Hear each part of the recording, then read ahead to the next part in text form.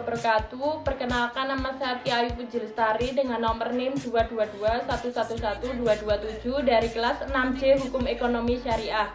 Di sini saya akan menjawab pertanyaan dari soal ujian tengah semester mata kuliah Hukum Penanaman Modal.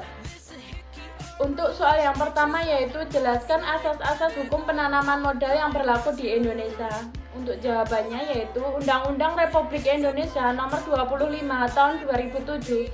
Penanaman modal diselenggarakan berdasarkan asas sebagai berikut. 1. Kepastian hukum, yaitu menjamin adanya peraturan yang jelas dan stabil bagi investor. 2.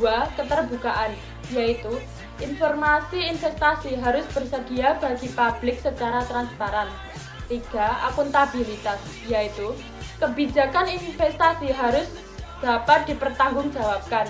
4. Perlakuan yang sama, yaitu investor domestik dan asing mendapat perlakuan setara. 5. Kebersamaan, yaitu investasi harus melibatkan dan menguntungkan bagi masyarakat. 6. Efisiensi berkeadilan, yaitu investasi dilakukan dengan efisien tetapi tetap adil.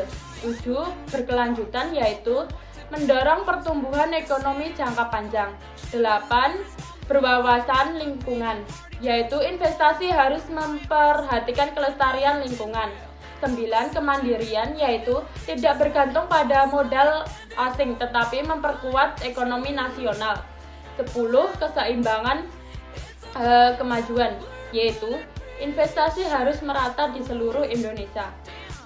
Kemudian untuk soal yang kedua yaitu keberadaan hukum penanaman modal di Indonesia dipengaruhi beberapa faktor.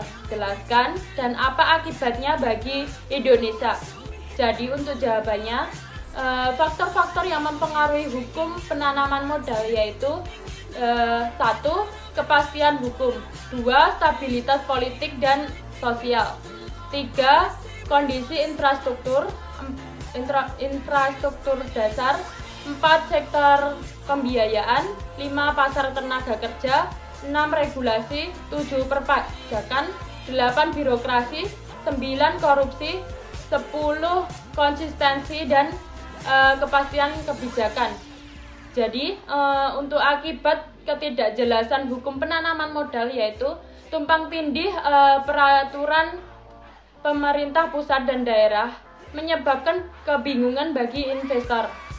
Terus kesulitan birokrasi perizinan memperlambat proses investasi.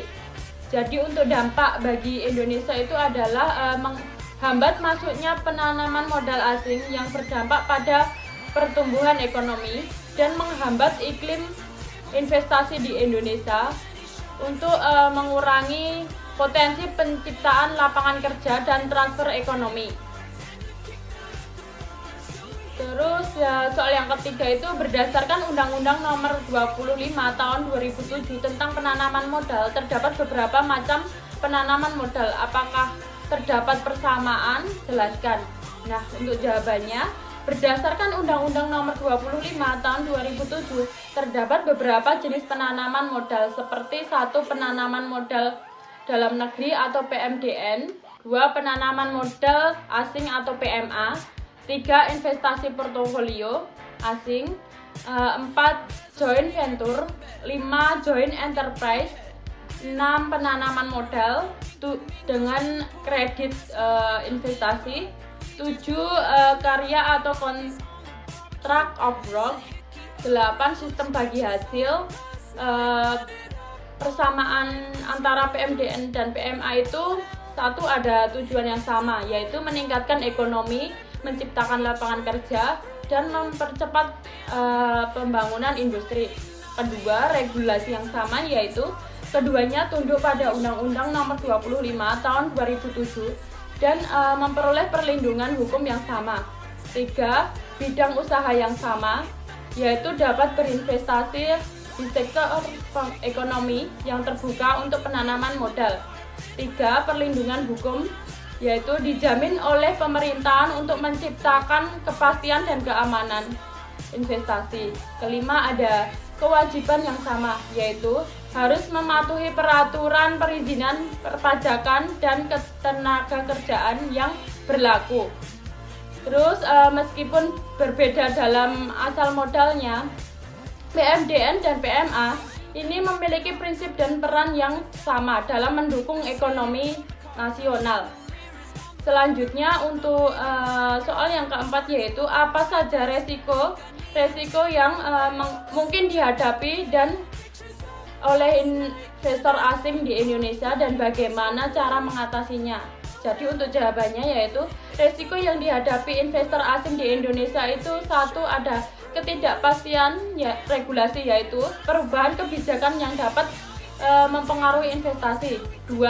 Birokrasi korupsi, yaitu proses administrasi yang kompleks dan potensi praktik korupsi. 3. Fluktuasi nilai tukar, yaitu ketidakstabilan kurs mata uang yang mempengaruhi keuntungan investasi. 4. Ada persaingan dengan perusahaan lokal, yaitu perusahaan domestik lebih memahami pasar dan memiliki jaringan yang lebih kuat.